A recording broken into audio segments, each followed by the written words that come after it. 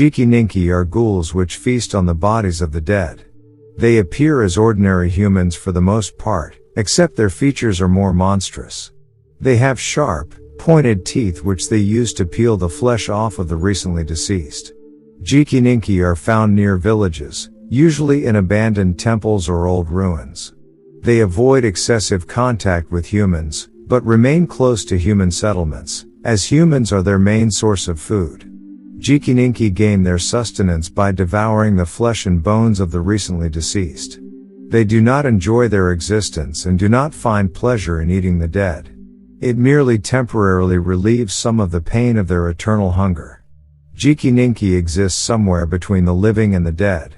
They exhibit some ghost-like traits. They and their dwellings are often invisible during the day, appearing only to unsuspecting travelers during the night.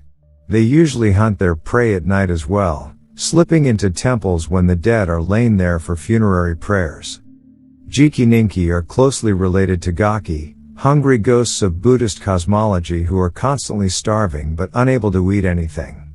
A Jikininki is born when a person performs evil deeds, corrupting his soul. Some Jikininki were corrupt priests who could not properly pass on after their deaths.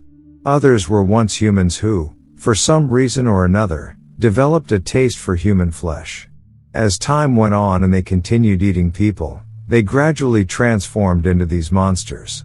Legends: long ago, a monk named Muso Soseki was traveling on a pilgrimage when he became lost deep in the mountains. As day began to fade, he came across a dilapidated old hermitage, where an elderly monk gave him directions to a village not far away. Soseki traveled on, and just as night fell he arrived in the village. The son of the village chief welcomed Soseki and invited him to stay in his house as a guest. However, he said, "My father passed away earlier today. In our village, we have a custom. When one of us dies, we all must spend the night away from the village. If we do not do this, we will be cursed. But you are tired from your journey, and seeing as you are a priest, and also not a member of this village, I see no reason why you two must leave. Please feel free to stay in my house this night while the rest of us leave the village." Soseki gratefully accepted. The villagers all left the village, and Soseki was alone. That night, the monk recited funerary prayers over the body of the village chief. All of a sudden, he felt a presence nearby. Soseki felt his body freeze up, and he was unable to move. Then, a dark, hazy shape crept through the house and up to the body.